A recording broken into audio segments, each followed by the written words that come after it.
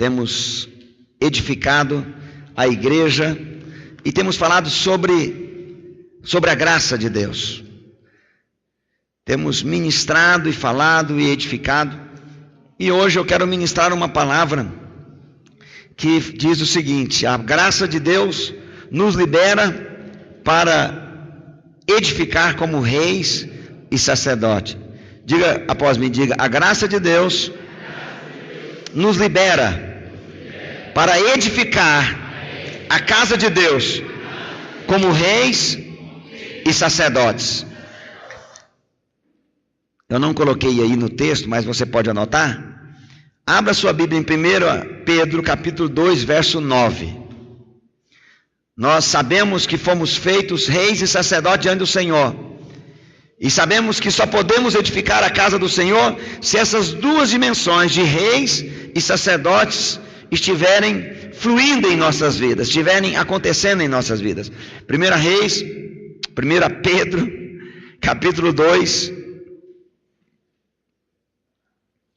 capítulo 2, vou começar a ler do verso 7. Volta lá, por favor, para a gente ler o verso 7. Para vós outros, portanto, os que credes. Ele está dizendo o seguinte: para os crentes, para os que creem em Deus. Tem alguém aqui que crê em Deus? Então é para você. É a preciosidade, mas para os descrentes, Jesus é a pedra que os construtores rejeitaram, e essa veio a ser a principal pedra angular. Verso 8: e a pedra de tropeço, a rocha de ofensa, ou seja, olha aqui, querido, Jesus, para o não crente, ele é a pedra de tropeço. Para nós, ele é a rocha viva. Ele é a rocha angular. A rocha angular é a pedra que sustenta uma casa. Que antigamente eles faziam isso, toda a casa sustentada em cima daquela pedra. Ele é essa rocha angular, essa pedra angular. Aí ele continua dizendo: são estes os que tropeçam na palavra, sendo desobedientes, para que também foram postos. Verso 9: vocês, porém, o Senhor Jesus está dizendo para vocês, porém, sois raça eleita, sacerdócio real. Presta atenção, ele diz que nós somos sacerdotes e reis. Está escrito aí, nós somos sacerdotes e reis. Sacerdócio real está falando que nós somos sacerdotes e reis. Sacerdócio real, nação santa, povo de propriedade exclusiva de Deus. Para que Deus nos separou e nos chamou para sermos sacerdotes reais, pastor? Aí ele explica aí, olha aí. Para que é? A fim de proclamardes as virtudes daquele que vos chamou. Não foi você que veio, foi ele que te chamou. Você nem queria vir, e ele te chamou. O som tá bom, meu irmão? Tá bom aí? Tá alto ou tá bom? Hã? Tá bom? Tá alto. Eu também estou sentindo que tá alto. Pode me ajudar lá, por favor? Mas eu fico como chato, né? Mas tá alto mesmo. Eu estava sentindo. Obrigado, querido. A fim de proclamardes as virtudes daquele que vos chamou das trevas para a sua maravilhosa luz. Você está indo para a luz ou você está na luz? Você está na luz. Ele chamou você das trevas. Chamou é o passado. Ele não está chamando, ele chamou. Você é luz. Luz fica na luz. É outra coisa interessante, né? Nós convertemos, olha aqui, estávamos nas trevas. Aí nós fazíamos tudo que as trevas faziam. Então, quando nós convertemos, nós temos que mudar o nosso estilo de ser. Se você não pagava, você tem que começar a pagar. Se você não era responsável, você tem que passar a ser responsável. Se você não honrava pai e mãe, precisa de honrar pai e mãe. Se você vivia no padrão do mundo, agora você tem que ser, nós temos que ser luz. Nós somos luz. O mundo está em trevas, mas nós somos luz. Quem está me entendendo? Amém.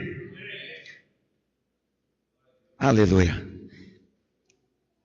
Daquele que vos chamou das trevas para a sua maravilhosa luz.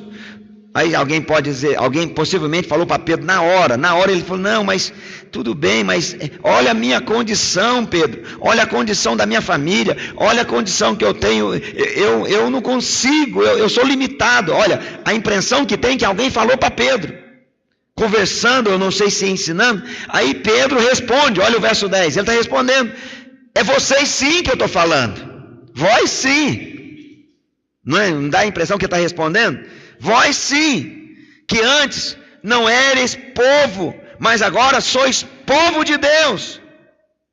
Aleluia. Alguém diga amém. Você não era povo de Deus, mas Deus fez você povo dele. Quando ele fala não eres povo, está dizendo que vocês não eram vistos diante de Deus, espiritualmente.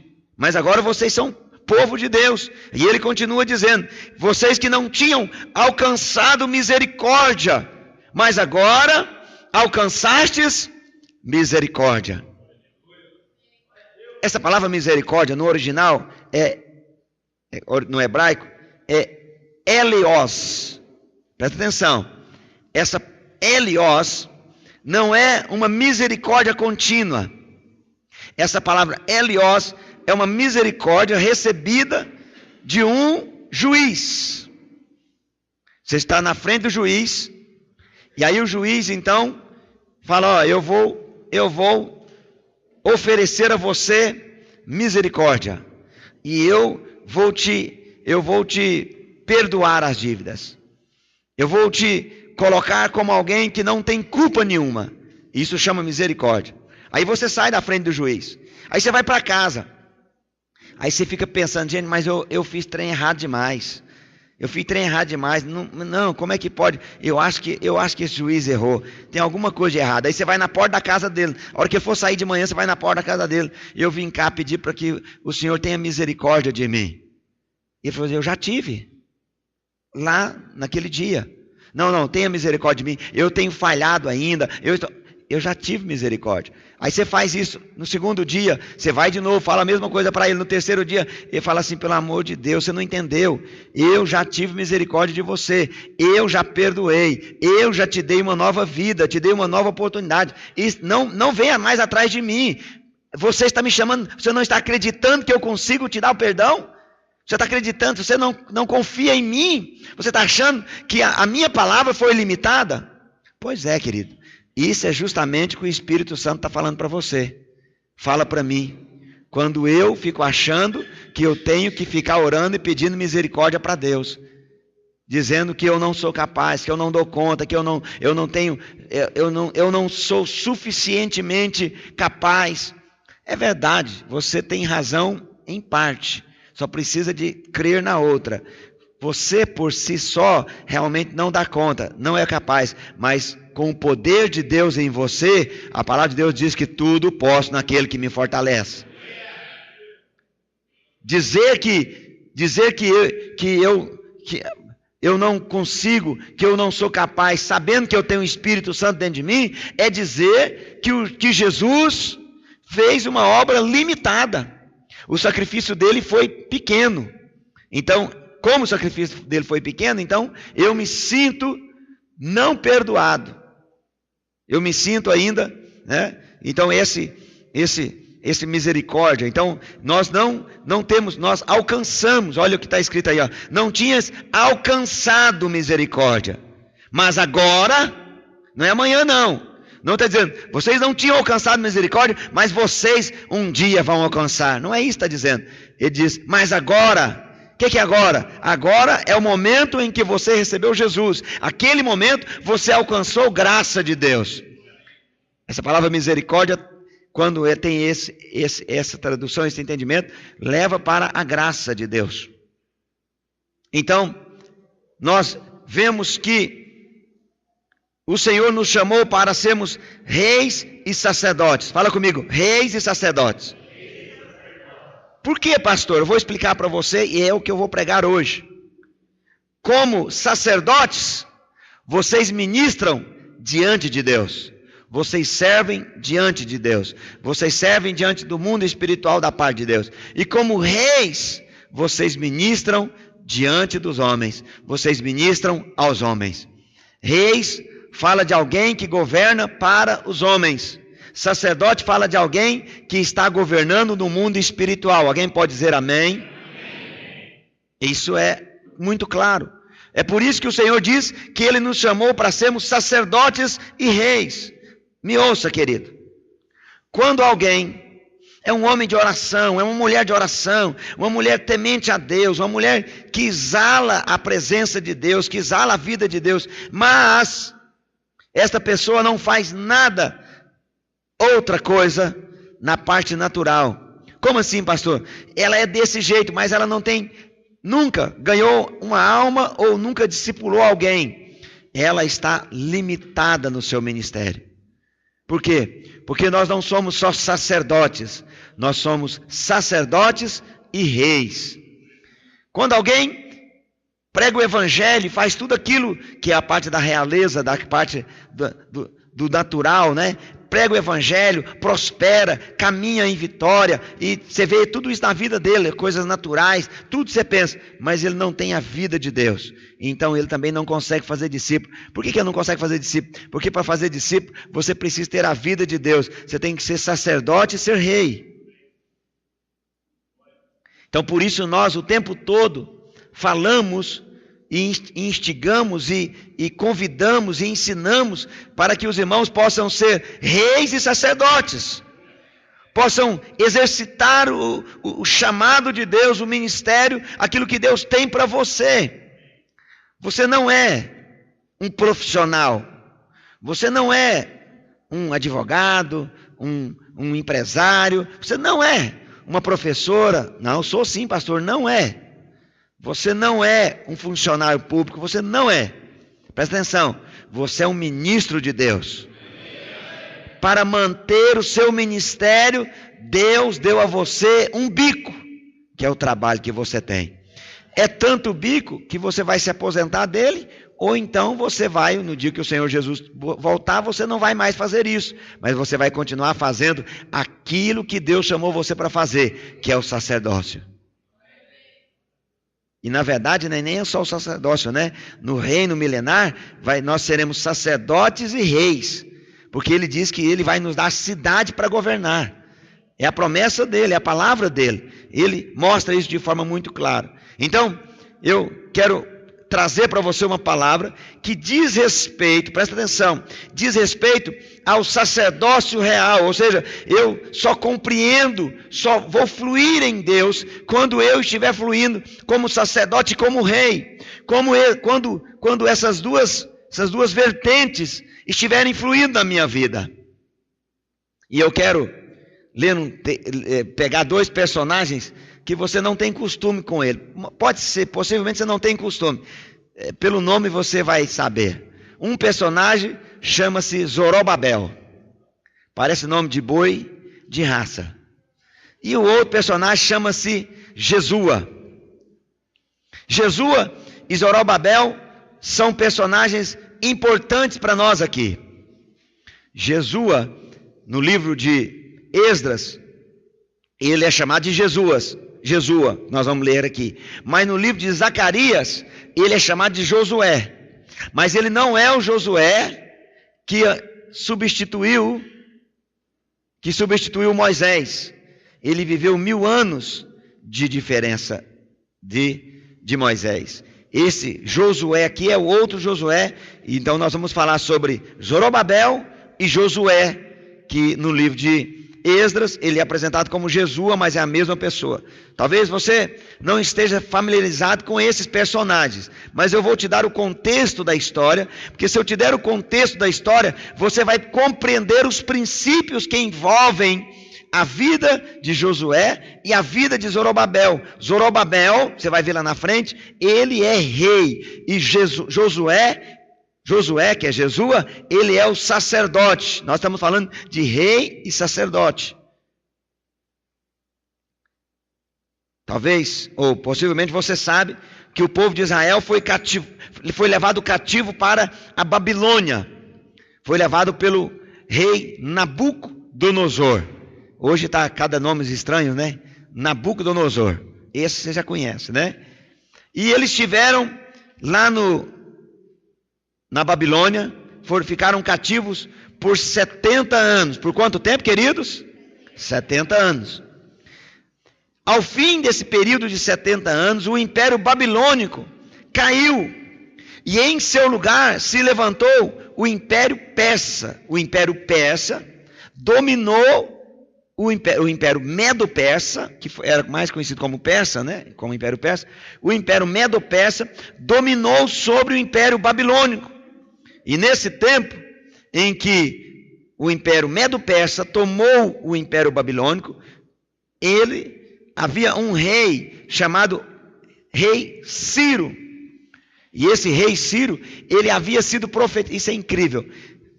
Muitos anos antes, séculos antes, o profeta Isaías profetiza dizendo que o rei Ciro iria libertar o povo de Israel. Mas ele fez isso séculos antes. Possivelmente 4 séculos antes. Isso não é incrível? Falou o nome dele. O nome Rei Ciro. Diz que Deus tinha escolhido ao rei Ciro para fazer isso. Aí quando você lê o texto, você acha que ele está falando de algo ali para aquele momento. Não, ele estava profetizando algo que aconteceria lá na frente. Incrível isso. Quando estava chegando ao final dos 70 anos, Deus disse que o povo ficaria preso lá no cativeiro babilônico por 70 anos. Quando essa parte da Babilônia, aquela parte que Daniel foi levado para lá, toda aquela história que você sabe, Daniel na cova dos leões, e tudo isso é contemporâneo aqui. Agora é interessante, olha que coisa incrível, olha que coisa maravilhosa. Quando estava chegando ao final dos 70 anos, então o rei da Babilônia não iria liberar o povo, mas Deus tinha dado uma palavra que ao final, em 70 anos, o povo ficaria preso 70 anos, e depois seriam liberados de volta para Israel. Presta atenção, como o rei da Babilônia não queria abrir mão do Império Babilônico, o imperador do Império Babilônico não queria abrir mão do povo de Deus, o que Deus fez? Deus fez eles perderem o império, e entrou o Império Medo-Persa, tomou o Império Medo-Persa, daquela estátua que Daniel viu, aquela visão da cabeça de ouro e toda aquela parte, né? Então está tudo ali mostrando isso. Mas o que me chama a atenção é que não havia um sucessor para dominar, que teria o coração de Ciro e se chamaria Ciro. Então, como não havia, Deus então moveu na história para mudar a história do povo de Deus. Ele moveu em toda a história do planeta Terra, por causa da igreja dele, que era Israel, que estava naquele lugar. Presta atenção, irmãos. Talvez você passe um momento na sua vida, circunstâncias, e você acha que está abandonado, que está sozinho. A palavra de Deus diz que ele move a história do planeta Terra por causa de você, para mudar a história da sua vida. Está escrito aqui, a gente vê isso de forma muito clara, e é incrível isso. Ciro, o rei Ciro, o imperador Ciro, ele devolve todos os utensílios do templo, e ele permite que o povo de Israel voltasse para reedificar o templo em Jerusalém. E aí quando eles voltam 49 mil judeus, saem de Babilônia e voltam para Israel, vão na frente, é uma leva que vai na frente, são os vencedores que chegam primeiro. E aí eles voltam para reedificar o templo.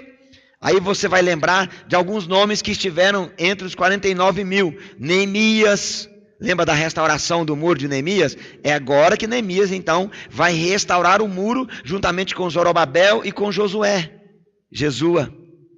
Tem mais gente, Ageu, Zacarias, Esdras. Então, eles, é tão interessante porque eles começam a escrever a respeito daquilo que está acontecendo, que era contemporâneo a eles. E eles conviveram com isso. Todos eles estavam envolvidos de alguma forma na reconstrução do templo e na reconstrução da cidade de Jerusalém. E eles então começaram a reconstruir a cidade de Jerusalém, a reconstruir os muros, a reconstruir as fortalezas, e começou então começaram a plantar, preparando para que todo o povo de Israel depois voltasse para para Israel, para a terra. E é interessante, quando eles começaram a reconstruir, ao lado deles havia um povo, que são os samaritanos, da região de Samaria. E os samaritanos, olha aqui, os samaritanos se aproximaram deles e disseram para eles assim: ó, nós queremos ajudar vocês a reconstruir o templo. Ó, isso é maravilhoso, alguém quer ajudar a reconstruir o templo? Para com isso, não seja tão inocente. O samaritano não servia a Jeová, a Deus, eles serviam outros deuses, e eles sabiam que normalmente quando se construía um templo, poderia colocar lá 1.000, 2.000, quantos mil ídolos quisessem colocar lá dentro. Era assim que eles viviam. Então os samaritanos estavam dizendo o seguinte: os samaritanos não serviam a Deus, eles queriam na verdade reconstruir o templo para que eles pudessem levar os ídolos dele para dentro do templo. Porque, bom, eu ajudei a reconstruir, então eu posso colocar. Aí o povo de Israel falou: não tem como. Não podemos misturar o nosso Deus com os vossos deuses. Os samaritanos aqui representam tanto as pessoas do mundo, quanto pessoas que simplesmente servem a Deus como se serve uma religião. E que quer que nós misturemos o nosso estilo de crer, a nossa maneira de crer, de fé, à maneira deles. E aqui diz que o povo de Israel disse não. E aí, quando ele disse não, os samaritanos começaram então a enviar mensagem de WhatsApp e e-mail para o imperador Medo-Persa. Eles começam então a falar para ele. Nessa época não era mais o rei Ciro que havia liberado para que o povo saísse. Agora já era o rei Artaxerxes. É melhor deixar só o rei da Síria, que você vai ficar melhor, né? Agora é um outro rei, é o Artaxerxes. Interessante. E aí eles começam a mandar e dizer, e eles começam a mentir a respeito de Israel, dizendo que Israel estava se rebelando contra o rei da Babilônia, que aquelas 49 mil pessoas, 49 mil pessoas é muito joia, porque é 7 vezes 7. 7 mil vezes 7 mil. 7 vezes 7 mil. 49 mil. É o número perfeito de Deus. Então dá para perceber que Deus estava de alguma maneira, de forma perfeita, agindo no mundo espiritual para reconstruir a casa de Deus, que era o templo, representa a igreja, e reconstruir a cidade santa, que é Jerusalém. Então, eles mandam a carta, aí nessas cartas eles começam a mentir, dizendo que o povo judeu estavam reconstruindo o templo. É verdade essa parte, mas ele diz que eles estavam fazendo aquilo, e quando eles terminassem, eles iriam fazer uma rebelião contra o Império Medo-Persa. Então envolve aqui uma questão de governos humanos. E aí a palavra de Deus diz então, cheguei agora no texto que nós vamos ler, diz, aí ele fala, e eles, os samaritanos falam: sabe o que eles estão fazendo? Eles não vão mais pagar imposto, eles vão se rebelar, e eles vão se fortalecer e vão destruir o seu império, Artaxerxes. O que a palavra de Deus diz? Diz que Artaxerxes ficou tremendamente irado e enviou uma carta mandando parar toda a obra de restauração da casa de Deus. Aí nós chegamos em Esdras, capítulo 4, verso 23 e 24. Eu vou ler com vocês.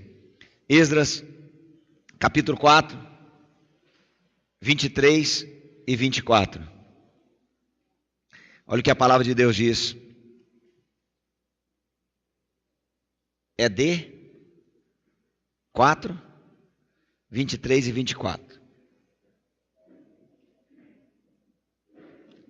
Escreve Esdras 4, verso 23 e 24. Deixa o Espírito de Deus falar com você hoje e mostrar para você. Eles fizeram algo. Eles chegaram e eles chegaram Me ajuda, por favor, William, para agilizar. Eles espalharam, né, os samaritanos estavam espalhando que o povo de judeu estava indo contra o rei. Me ajuda, por favor. Vai dar mais trabalho se eu for ir para escrever, então você rapidamente já me ajuda para a gente agilizar. Esdras 4, verso 23 e 24. Vamos lá. Verso 23. Depois de lida a cópia da carta do rei Artaxerxes, perante Reum, Sinzai, o escrivão, e seus companheiros, foram eles O que aconteceu? Hã? Não está abrindo? O que está acontecendo? Só preciso saber. Está no 24. É 23. Deixa eu ler novamente. Depois de lida a cópia da carta do rei Artaxerxes perante Reum, Sinzai e o escrivão e seus companheiros, foram eles apressadamente a Jerusalém. Foi rápido. Aos judeus. Foram de mão armada, foi com arma na mão, e forçaram a parar com a obra. Verso 24. Cessou, pois, a obra da casa de Deus. Presta atenção. Eu não quero falar de templo, não. Eu quero falar para você que essa casa de Deus aqui representa a igreja. E aconteceu algo que fez com que o povo parasse de edificar. Presta atenção. Você sabe por que tem alguns irmãos lá na sua célula que ainda não quer liderar? É a mesma coisa que aconteceu com esse povo aqui. A mesma coisa que tem paralisado eles, é o que paralisou esse povo aqui. Nós precisamos de ouvir essa palavra, precisamos de ser ministrado para nós crescermos, para nós avançarmos, para nós termos luz de Deus, porque a obra precisa ser edificada. Cessou, pois, a obra da casa de Deus, a qual estava em Jerusalém, e isso até o 2º ano do reinado de Dario.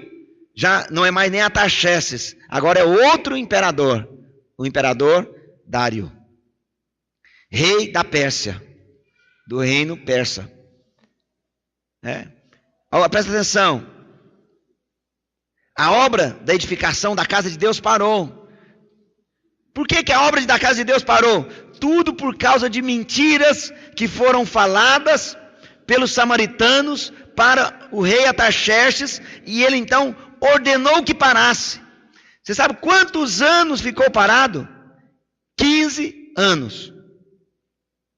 Tem entre o verso 23 e 24 de Esdras 4, tem 15 anos. Talvez você nunca tinha observado isso. De um versículo para outro tem 15 anos. E eles ficaram parados. Eles ficaram paralisados. Presta atenção.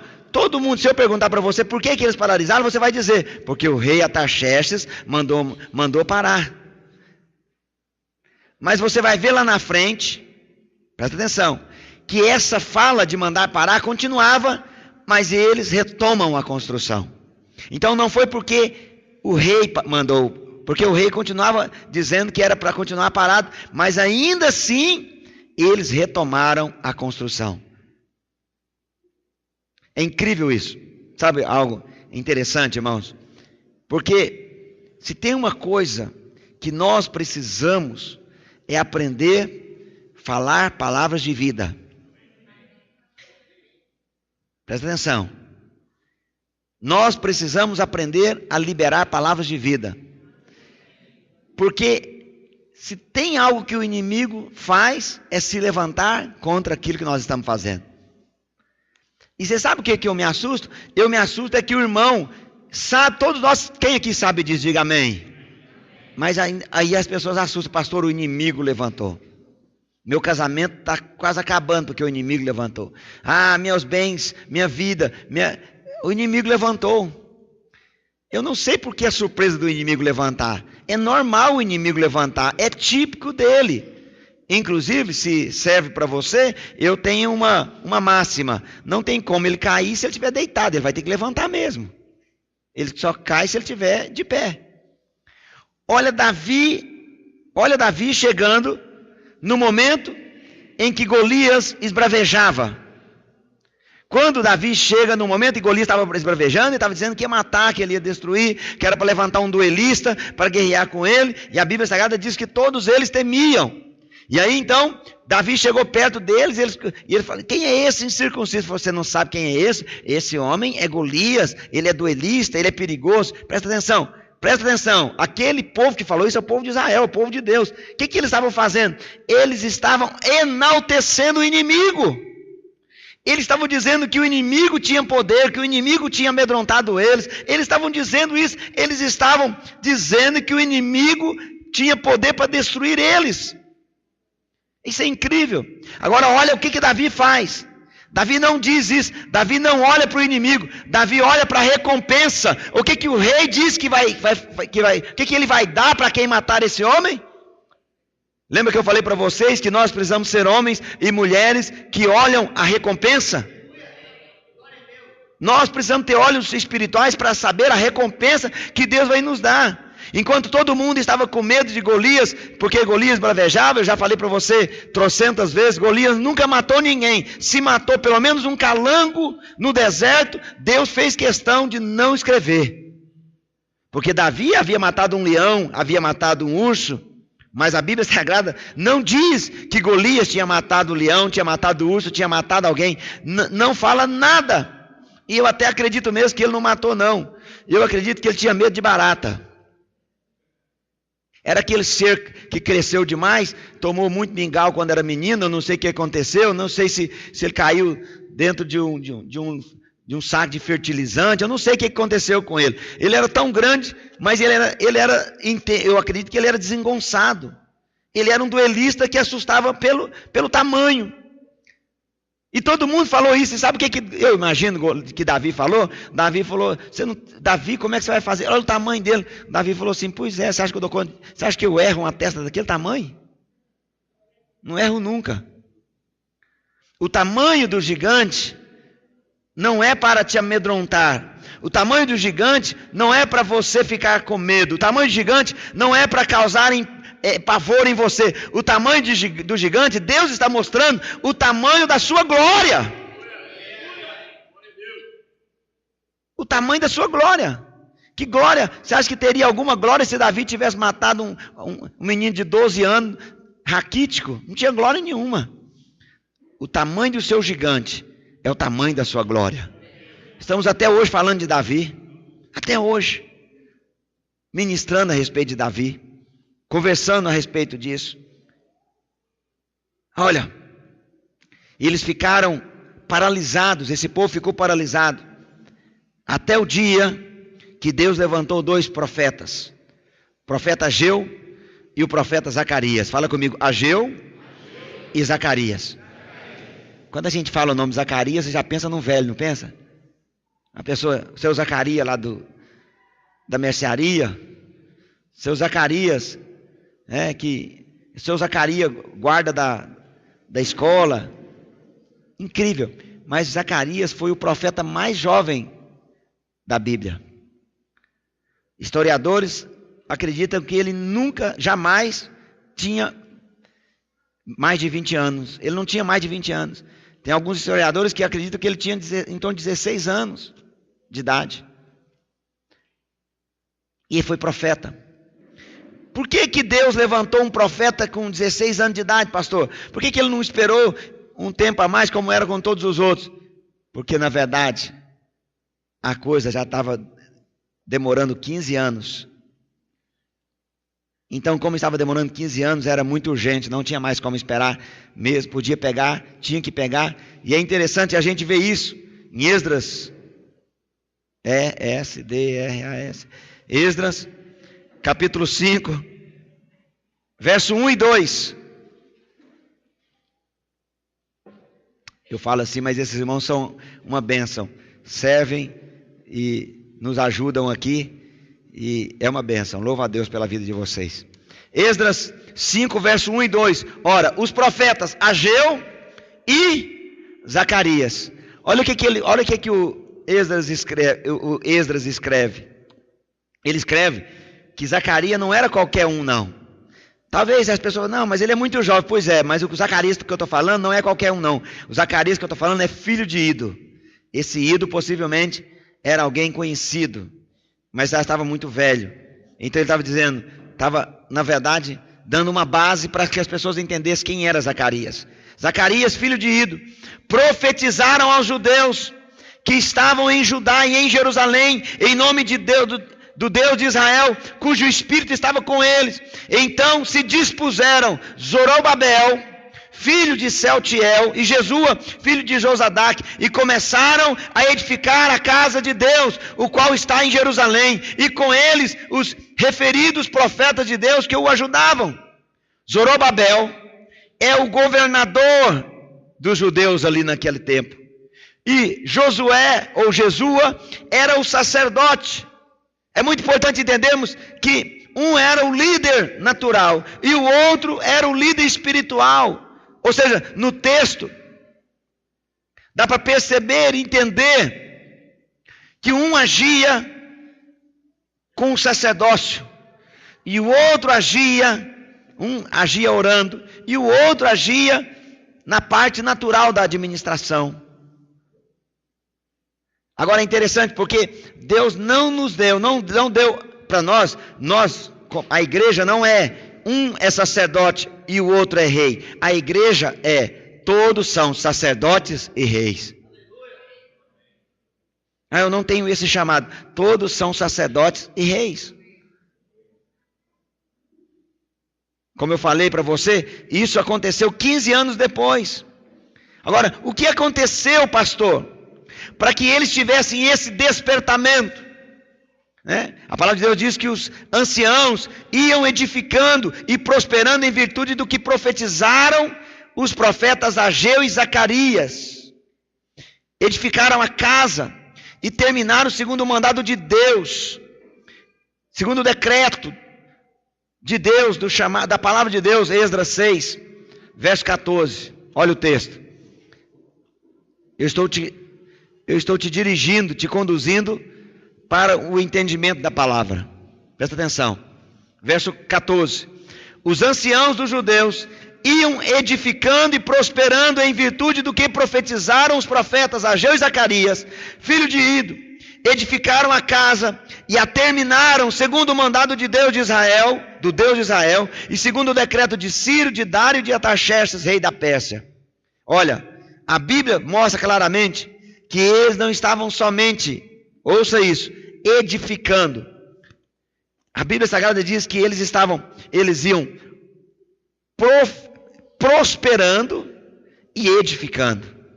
Olha, edificando primeiro, me perdoe. Eles iam edificando e prosperando. Olha o verso 14. Em virtude de quê, queridos?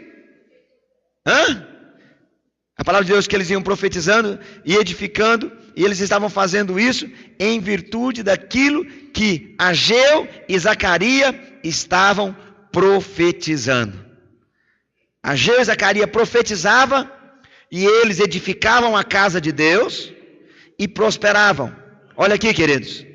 Edificar a casa de Deus fala de se envolver na liderança. Edificar a casa de Deus fala de você, você agir na parte da realeza. O sacerdócio é o lado espiritual, é verdade, mas a realeza. A Bíblia mostra claramente que eles prosperavam por causa da pregação de Ageu e Zacarias. Nós precisamos entender que a pregação de hoje é um tipo de profecia também. E eu quero fazer você entender algo hoje. Entenda que Deus tem prosperado você. Deus tem te dado sabedoria lá no seu trabalho. Deus tem te dado sabedoria lá nas suas negociações. Deus tem te prosperado. Por que, pastor, você tem prosperado? Porque todos os domingos você ouve uma palavra de Deus que tem ensinado você o caminho para prosperar financeiramente também. É óbvio, essa não é a nossa primeira intenção, mas é algo que acontece, é real. Quando nós prosperamos, quando nós somos canais de bênção de Deus, foi o que nós fizemos hoje na oferta para as missões mundiais, que nós então estamos sendo um canal de Deus, um canal de edificação para Deus. Deus tem feito isso na sua vida, Deus tem te prosperado, Deus tem te dado sabedoria. Pastor, eu estou passando um momento difícil financeiro. Pode estar passando, mas eu tenho certeza, isso não tem nada a ver com Deus. Deus não gastou dinheiro, seu dinheiro. Tem a ver com a sua administração. E se você continuar ouvindo esta palavra, você vai aprender a respeito de administrar o seu dinheiro. As pessoas quando elas devolvem o dízimo, 10%, as pessoas pensam que 10% é de Deus e os outros 90% é dele. Não é seu os 90%. Os 90% continua sendo de Deus, tudo é de Deus. Tudo é de Deus. Por que o senhor fala isso, pastor? Porque você precisa de ter sabedoria para gastar os 90%. Você não deve gastar ele sem sabedoria, de qualquer maneira. Você tem que ter sabedoria, porque Deus quer que você prospere. Ou você acha que Deus quer que você chegue no final do mês com problemas financeiros sem saber se paga energia ou água? Você fica, não, Deus não quer isso. Deus não quer isso. Deus quer te dar sabedoria. Deus quer ampliar o seu pensamento, ampliar o seu entendimento, abrir o seu entendimento a respeito de vida financeira. Deus quer te prosperar. Prosperidade não é ganhar dinheiro. Prosperidade é saber administrar o dinheiro que você ganha. É isso que é prosperidade. Ganhar dinheiro é riqueza. Prosperidade, porque tem gente que ganha dinheiro, mas não sabe administrar. Você ganha R$1.200 e você gasta R$1.100. Aí tem outra pessoa perto que você conhece, ganha R$4.000 e ele gasta R$4.100. Você é próspero. Não é o tanto que você ganha, é o quanto você economiza, é o quanto você sabe administrar. A prosperidade não é uma condição, a prosperidade é uma mentalidade. Renove a sua mente com a palavra de Deus. Renove os seus conceitos com a palavra de Deus. Não gaste mais do que você ganha. Outro dia eu recebi uma mensagem de um ato profético para prosperar. Jamais gaste, não gaste mais do que você ganha e você prospera. É o ato profético. Pronto, resolveu. Outro dia, o mesmo pastor mandou uma mensagem para mim como ganhar dinheiro com o WhatsApp. Eu não sabia. Tem uma maneira de ganhar dinheiro com o WhatsApp. Desliga o seu WhatsApp, vai trabalhar. Eu achei tremendo. Isso é profético, isso é uma revelação. Nós é que não estamos vendo. A palavra de Deus diz que eles estavam prosperando, edificando e prosperando em virtude daquilo que os profetas Ageu e Zacarias estavam pregando. Presta atenção, irmão. Todos os domingos você está recebendo uma profecia, uma palavra de Deus, uma revelação da palavra de Deus, para que você possa edificar a casa de Deus e possa prosperar. Alguém pode dizer aleluia? Essa é a vontade de Deus para a sua vida. Eles prosperaram por causa da pregação. E aí eu quero voltar aqui, irmãos. Eu quero voltar. Imagina o que vai acontecer. Imagina o que vai acontecer com a sua célula, quando a sua célula, toda a sua célula, estiver com você aqui na reunião, no culto. Quantos faltam? Cada dia que passa, eu tenho compreendido, cada dia mais, eu tenho compreendido, olha aqui, presta atenção, me ouça. Cada dia mais eu tenho compreendido o quanto a ministração da palavra de Deus é importante. O quanto está aqui ser ministrado é importante. O quanto está aqui e ser edificado é importante. Mas vamos avançar, que nós chegamos agora no âmago da palavra. Que era por causa dessa pregação profética que esses irmãos estavam motivados para reconstruir a casa de Deus, para edificar a casa de Deus, que é a igreja. E esta pregação inspirada estava levando eles. E nesse texto nós podemos dizer que Josué representa a dimensão do sacerdócio. E Zorobabel representa a dimensão da realeza, do governo celestial. Para que a obra seja edificada, nós precisamos fluir nessas duas dimensões na nossa vida, diante de Deus, a dimensão da realeza e a dimensão do sacerdócio. Reino e sacerdócio devem fluir em nossas vidas para que a igreja seja edificada. Olha Apocalipse 5, abra por favor, por gentileza, Apocalipse 5, verso 10, olha o que a palavra de Deus diz, olha o que nós lemos lá. Olha o que está escrito, olha o que a respeito disso. Apocalipse 5, verso 10.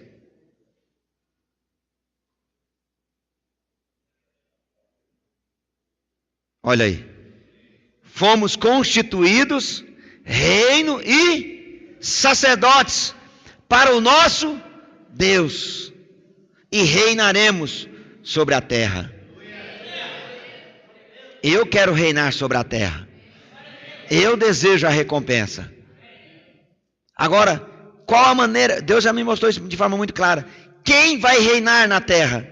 Quem vai reinar no milênio? Quem já reina hoje. Porque não teria nenhum sentido ele levar alguém para reinar lá, se ele não reina. Se ele não reina sobre as suas emoções, se ele não reina sobre os seus desejos, se ele não reina sobre as suas sobre a sua alma. Então, ele está dizendo que nós fomos feitos. E é incrível, irmãos, o diabo tinha conseguido paralisar esses dois lados do ministério ali na igreja, na cidade de Jerusalém, ali na igreja. Como que Deus usou os profetas Ageu e Zacarias para liberar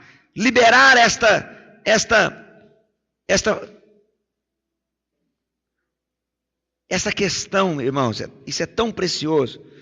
É porque a gente fica falando, a impressão que você tem que são coisas distantes. Mas o Senhor diz que Ele nos chamou como reis e sacerdotes. Nós, irmãos, nós podemos fluir como reis nessa terra. Nós podemos reinar em vida. Nós podemos comer o melhor dessa terra.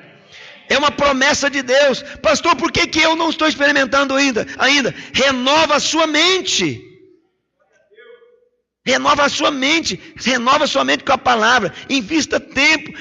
Outro dia alguém perguntou para mim se era pecado isso, pecado assistir filme, pecado fazer aquilo outro, pecado ouvir música. Falei, meu filho, eu nem sei mais o que é isso, eu não tenho tempo, eu estou renovando a minha mente. Eu quero reinar com Jesus, eu quero me encher, ser saturado da presença da vida de Deus, eu quero exercitar o reino e o sacerdócio.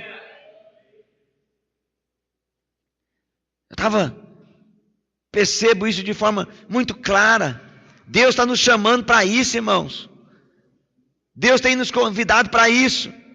Como que Deus usou os profetas Ageu e Zacarias?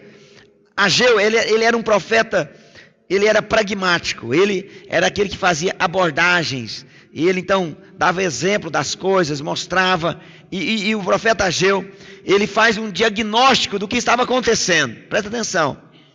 E ele fala de coisas bem naturais, práticas, melhor dizendo, de forma prática. E ele, Ageu 1, verso 4 até o verso 10, você vai ver a maneira como que ele trabalha. Olha a maneira que ele trabalha. E ele exorta o povo a ter um compromisso. Olha lá, aqui está escrito lá, Ageu 1. É quanto que eu falei? 4, verso 1 até o 10. Deixa eu ler com vocês. Verso 4 até o 10. Acaso é tempo de habitardes vós em casas apaineladas? Entendeu nada, né? O que é isso, pastor? Casa apainelada. Enquanto esta casa, que é a casa de Deus, o templo, permanece em ruínas. Casa apainelada são casas, naquela época eram mansões.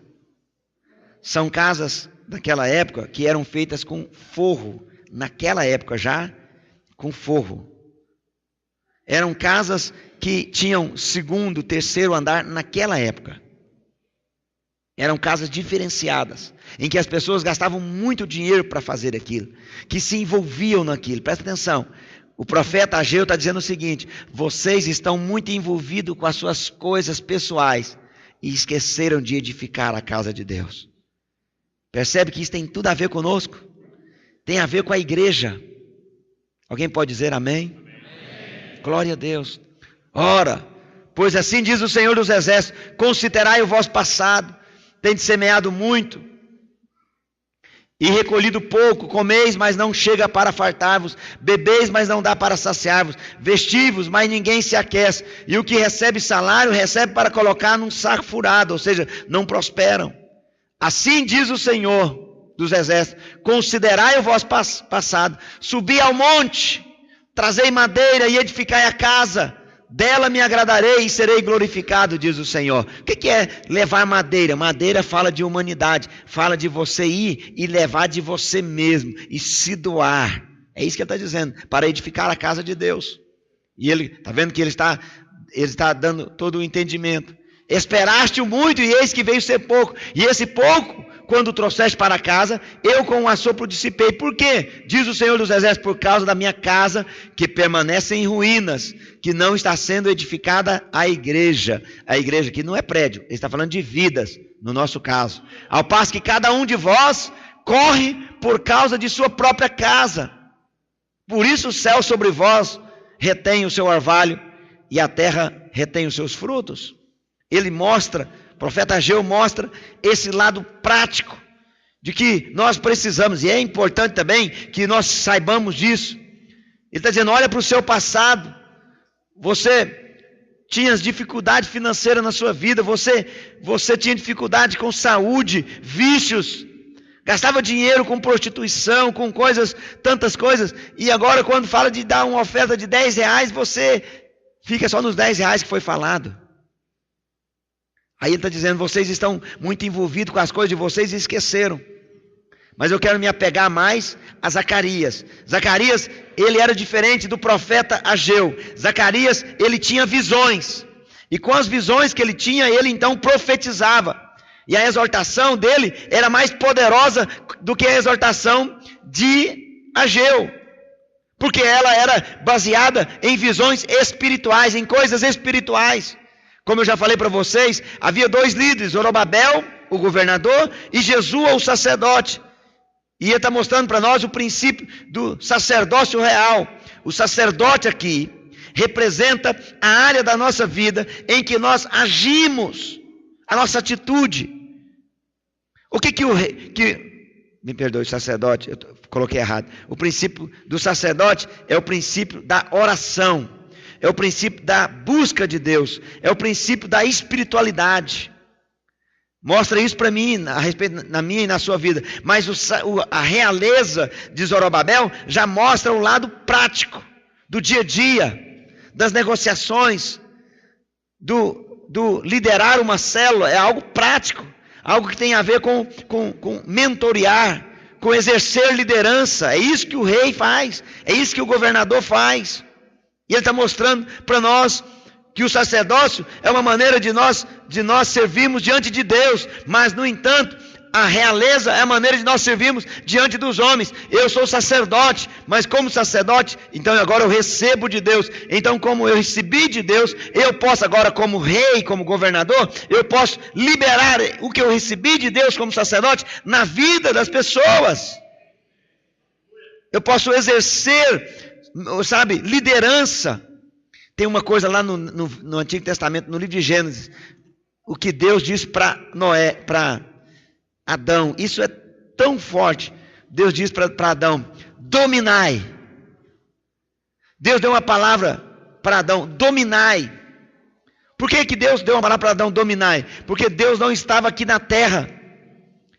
Deus vinha na terra todas as tardes, mas ele não estava na terra. E a Bíblia Sagrada diz que os animais, eles se submetiam. Como, pastor? Olha lá, eu provo para você, os animais se submetendo a Noé. Os animais se submetiam ao homem. Os animais e a terra, elas obedeciam aquilo que o homem estava fazendo, de plantar, de colher. Deus havia dado essa palavra, a palavra dominai, talvez é muito rebuscada, então eu vou falar uma palavra que parece comigo com você aqui. Ele está dizendo: exerça liderança. Foi o que Deus disse para Adão: exerça liderança. Exercer liderança é cumprir o propósito de Deus. É isso, é muito claro, é muito evidente. E Jesus, quando antes de subir ao céu, ele chama os discípulos e ele fala que é para os discípulos também exercer liderança, fazer discípulos de todas as nações, levar o evangelho, formar uma geração, é isso que ele está falando. Agora, por que eles não puderam se levantar e para edificar o templo durante 15 anos, pastor, e só depois que eles puderam levantar? No livro de Zacarias, capítulo 3, Zacarias capítulo 3, verso 1, a partir do verso 1 nós temos a resposta a esta pergunta: por que eles não se levantaram 15 anos antes? Eu vou mostrar para você. Verso 1, olha o que Zacarias fala: Deus me mostrou, ele estava tendo uma visão, o sumo sacerdote Josué, o qual estava diante do anjo do Senhor, e Satanás estava à mão direita dele para se lhe opor, fazendo oposição a ele. Mas o Senhor disse a Satanás: o Senhor te repreenda, ó Satanás. Sim, o Senhor que escolheu a Jerusalém te repreenda. Não é este um tição tirado do fogo? Ora, Josué, trajado de vestes sujas, estava diante do anjo. Tomou a palavra e disse aos que estavam diante dele: tirai-lhe as vestes sujas. A Josué disse: eis que tenho feito que passe de ti a tua iniquidade, e te vestirei de finos trajes. E disse eu: ponha-lhe um turbante. O próprio Zacarias participando da visão, ele estava tendo uma visão e ele participa. E disse eu: ponha-lhe um turbante limpo sobre a cabeça. Já que eu explico cada um desses detalhes, pode ficar tranquilo. Puseram-lhe, pois, sobre a cabeça um turbante limpo e o vestiram com trajes próprios, e o anjo do Senhor estava ali. E esse anjo do Senhor aqui é com letra maiúscula. Esse anjo do Senhor não era um anjo comum, era o próprio Jesus. É uma teofania, uma aparição de Cristo no Antigo Testamento. Assim, nós percebemos, olha, presta atenção, Satanás estava se opondo a Josué.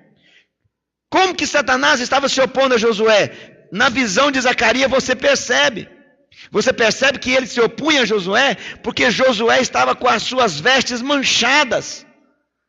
Josué estava sem o turbante. O turbante era uma mitra, um chapéu que eles usavam como sacerdotes.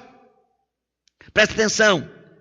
Josué foi rejeitado por Deus aqui? Não foi rejeitado por Deus. Josué tem a sua roupa trocada. Dá para você perceber, presta atenção, que na verdade Josué achava que a roupa dele estava suja, mas Deus mostrou para ele que ele não estava com a roupa suja, mas ele estava na verdade impregnado pelas cartas que o povo de Samaria mandou para Artaxerxes. Essas cartas eram as cartas de condenação, de acusação. E durante 15 anos, eles carregaram o entendimento que nós temos, que eles pararam por 15 anos por causa de um espírito de condenação e de acusação.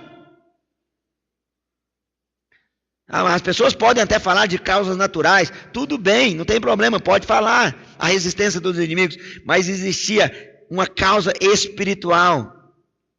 Uma causa que estava vindo da parte espiritual.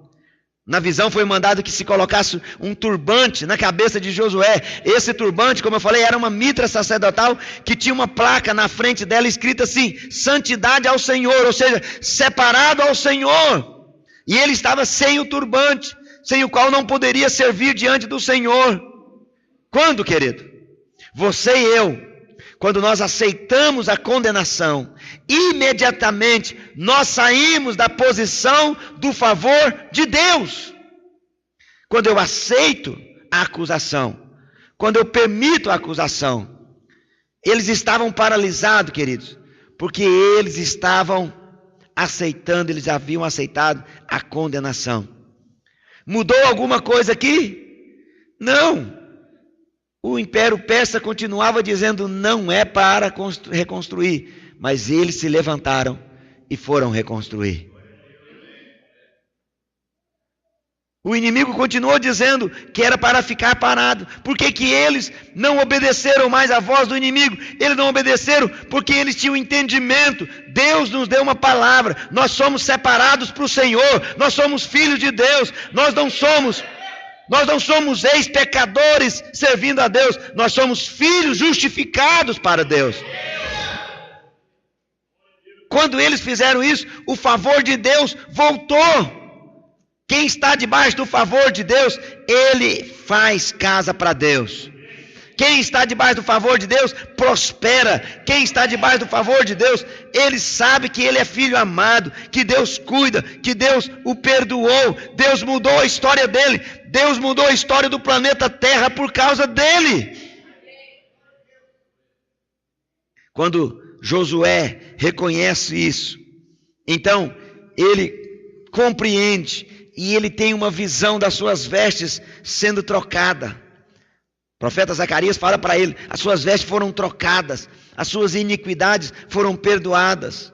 Nesse momento, ele volta para debaixo do favor de Deus. Ele era o sacerdote, e aí ele começa a declarar isso para o povo de Israel, e a Bíblia Sagrada diz que o povo de Israel começa a reconstruir, começa a edificação dos muros da cidade, e o povo prospera, e o povo é abençoado, e há crescimento, e há edificação. Oh, irmão, isso é tão precioso. É tão precioso. Quando nós aceitamos condenação, eu falei isso para uma pessoa essa semana. Quando você diz: por que, Senhor, você saiu da graça e entrou na lei? Por que, Senhor, aconteceu isso comigo? É porque a impressão que tem é que você quer mostrar para Deus o quanto você está sofrendo. Você está mostrando para ele: Deus, eu estou mostrando para o Senhor o quanto eu estou sofrendo, porque o Senhor é limitado, o Senhor não é todo poderoso, e não é onisciente, e não é onipresente, então eu vou te ajudar. Por que o Senhor está permitindo acontecer isso comigo? Logo eu que sou tão bom, logo eu que sou tão perfeito, aí você então se posicionou para dizer o seguinte: eu faço as coisas boas e vou receber do Senhor porque eu mereço. Foi o que o povo falou para Moisés, falou para Deus, lá antes de ir para o Monte Sinai. Moisés foi no Monte Sinai, estava indo para o Monte Sinai, e o povo fala: vai lá, ouve Deus, e o que ele mandar nós fazemos, nós vamos fazer. Ali começou a lei, acabou a graça de Deus. Porque até lá era a graça de Deus que estava agindo na vida deles. Você vai ver claramente que o povo pecava, dizia que estava com fome, dizia que queria água, falava para Moisés: você nos trouxe para matar, fazia tantas coisas, não aconteceu nada. O dia que a lei veio, presta atenção, o dia que a lei veio, milhares de pessoas morreram. Incrível isso. Olha aqui, querido, o dia que a lei veio, milhares de pessoas morreram. O dia que a graça veio, quando Jesus morreu e ressuscitou, veio a graça. Quando isso aconteceu, milhares de pessoas saíram dos túmulos. A graça traz vida, a lei traz morte. Já estou terminando. O motivo pelo qual a obra para é porque nós aceitamos condenação. Aceitar condenação é concordar com o diabo, é discordar do sangue da cruz. É dizer que o sacrifício de Jesus foi limitado. É óbvio. É desonroso cair no pecado. É verdade. Continua sendo desonroso cair no pecado. Mas é ainda mais desonroso aceitar a condenação. Quando aceitamos ficar debaixo da condenação, o favor de Deus cessa. Mas assim que temos a visão de que todo pecado foi punido na cruz e que somos livres de toda condenação, imediatamente o favor volta a fluir sobre nós. Aleluia! Quando o acusador condena você e você aceita a condenação dele, você está dizendo com a sua ação que Jesus não fez um bom trabalho na cruz. Ele não consumou o que deveria ser feito. Mas quando você sabe, crê e sabe que Deus o ama, que não há mais pecado, você está dizendo o seguinte: eu creio que Jesus fez aquilo que precisava ser feito? Quando nós não cremos na graça de Deus, nós estamos dizendo que o nosso advogado é fraco. Olha lá, 1 João, capítulo 2. Olha 1 João, capítulo 2, 2 versículos. 1 João, primeira carta de João, capítulo 2, verso 1 e 2. Verso 1 e 2.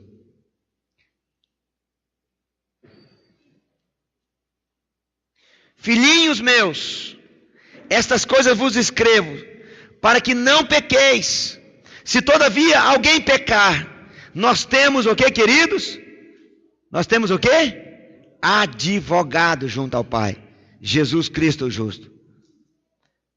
Nós não temos um promotor, nós temos um advogado de defesa. Alguém pode dizer amém? E ele fala, e ele é a propiciação pelos nossos pecados. Ele é a redenção de nossos pecados. E não somente pelos nossos próprios, mas ainda pelos do mundo inteiro. Olha, crer que o nosso advogado é bom, é confiar em Jesus, é confiar na graça. No capítulo 3, Zacarias profetizou sobre Josué, mas no capítulo 4, ele revela qual era o problema de Zorobabel. Então ele fala, no capítulo 3, ele fala a Josué, que era o sacerdote. E no capítulo 4, ele fala a Zorobabel, que era o governador. Olha aí, Zacarias 4, verso 6 e verso 7.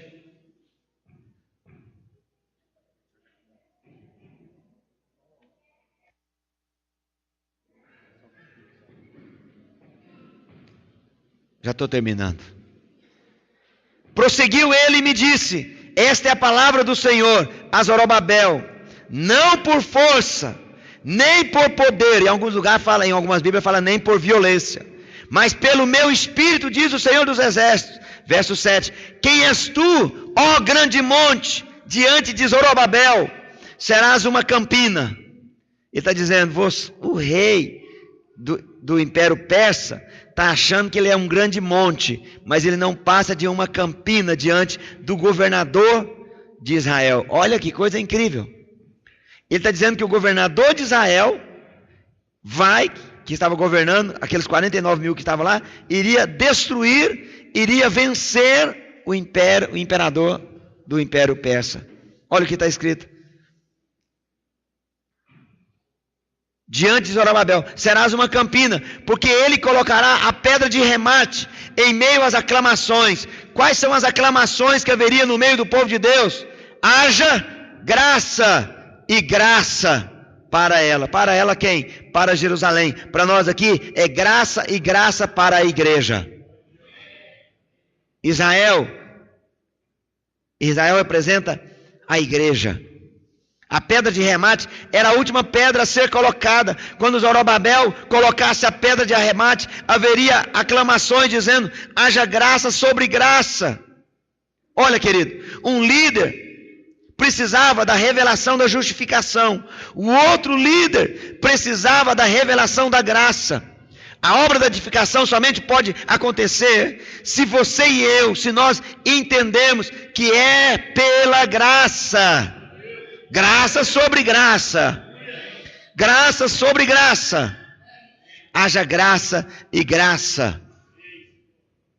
Nós só podemos entender quando nós compreendemos que não é por nossos próprios méritos. É preciso declarar a graça de Deus a cada dia sobre nós. Cada momento. Enquanto esperarmos merecer, a obra fica parada, porque saímos de debaixo da graça de Deus. Líder, presta atenção. Não espere merecer, não espere ser bom o suficiente, mas creia na graça de Deus.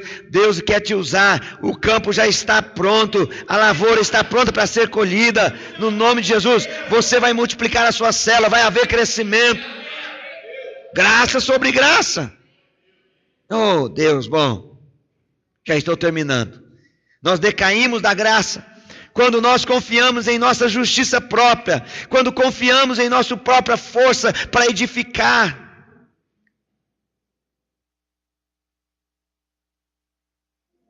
Mas quando confiamos na graça de Deus, nós então entendemos que é pelo Espírito do Senhor. É pelo Espírito do Senhor. Sabe? Tudo que Zorobabel precisava, tudo que Josué precisava, era graça sobre graça. Era isso que ele precisava. O sacerdote estava debaixo de condenação e o governador não entendia a graça. E isto, presta atenção, irmãos, eu termino dizendo isso para vocês. Essa é a mesma verdade espiritual que permanece sobre a igreja. O que Zorobabel e Josué estavam fazendo é o que a igreja faz, que é rei e sacerdote. A igreja serve diante de Deus e a igreja serve diante dos homens. E hoje nós estamos vendo a igreja paralisada por o veneno chamado condenação, acusação. Incrível isso. Nós fomos salvos por Cristo, fomos amados por Ele quando nós nem ainda o conhecíamos, e hoje nós o conhecemos, e hoje nós somos filhos dele, porque Ele já nos fez filhos, e ainda assim nós aceitamos as acusações, as condenações, aceitamos, sabe? E começamos a falar coisas que não tem a ver com o que Deus quer que você fale. Começamos a dizer, as pessoas são difíceis, é complicado, até conseguiria, mas a palavra de Deus diz que nós precisamos ter uma palavra de vida.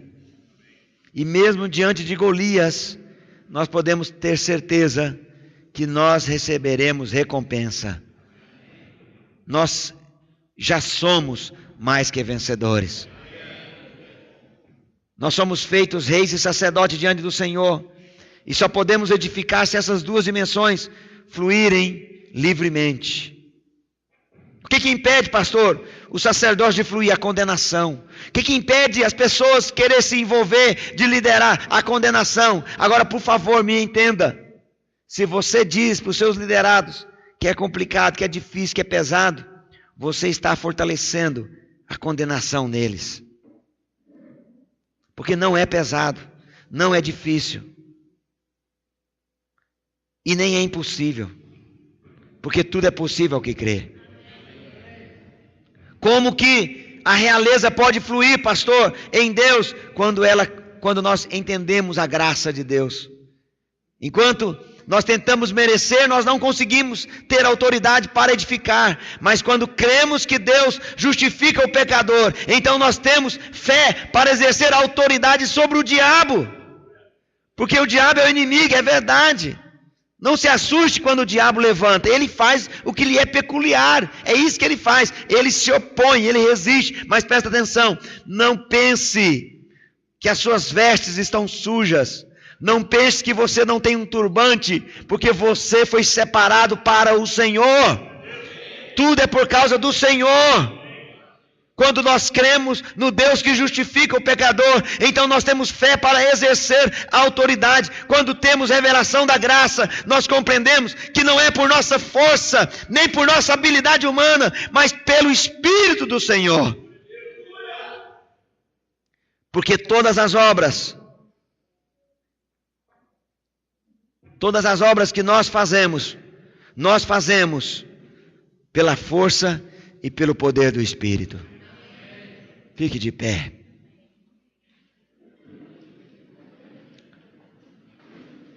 Sabe, irmãos, eu continuo entendendo e vendo que preciso ministrar essas palavras. Mas tem algumas coisas que nós precisamos fazer na nossa vida. Me ouça. Nós precisamos começar a declarar e firmarmos na fé daquilo que Deus tem para nós. Tenho falado isso Falei isso para a liderança na terça-feira. Nós precisamos de ter uma linguagem de fé. Uma linguagem de quem crê. Nós precisamos nos sustentar. Precisamos sustentar a nossa fé. Alguém essa semana falou para mim, pastor, como que eu faço isto quando eu não estou me sentindo bem? Não fique na dimensão dos seus sentimentos. Fique na esfera da fé. Fique na esfera da fé e creia. E a fé não é um esforçar com a sua mente, não. A fé é no Espírito. Aprenda a exercitar o seu Espírito. Aprenda a ouvir a voz de Deus dizendo que você é filho de Deus. A voz do Espírito falando em você. Aprenda isso. Aprenda a declarar palavras de vida. Já falei para você, quando a graça veio, milhares de pessoas saíram do túmulos. Quando a lei veio, milhares de pessoas foram para o túmulo. Nós precisamos aprender a falar em fé, a viver em fé, a expressar em fé. Todos os dias você depara com problemas, com dificuldades, mas jamais caia na conversa do inimigo, na sua mente, tentando julgar a Deus, tentando descobrir o porquê está acontecendo, o porquê estou vivendo isso, o porquê, sabe? Se você quer ouvir de Deus, vá para a palavra e diga, Deus, o que o Senhor quer me fazer crescer no meio dessa situação? O que o Senhor quer revelar para mim? O que o Senhor quer edificar na minha vida? O que o Senhor quer mover em minha vida? Eu estou aqui para isso. Eu louvo ao Senhor. E eu sei que o Senhor tem todo o poder para agir na minha vida. No que diz respeito à palavra de hoje, eles pararam de edificar a casa de Deus, de edificar os muros que representam a compreensão da proteção de Deus sobre nossas vidas, quando eles deixaram de crer na graça. Todos os dias, você é tentado a deixar de crer na graça, a ficar debaixo de condenação. E isso aparece de várias formas, mas sempre na primeira pessoa, em que eu não mereço, eu sou pecador, eu sou sujo. Eu não estou falando de pessoas que não têm ações pecaminosas. Eu estou dizendo de alguém que o pecado na vida dele é um erro de percurso. Não é aquilo que você queria, não é aquilo que você planejou. É um erro de percurso, é algo que aconteceu, mas você não queria aquilo para a sua vida. É esse tipo de relacionamento que eu estou falando para você. Por incrível que pareça, temos falado sobre isso, o Espírito Santo ainda tem falado de forma muito clara. Precisamos aprender a reinar em vida.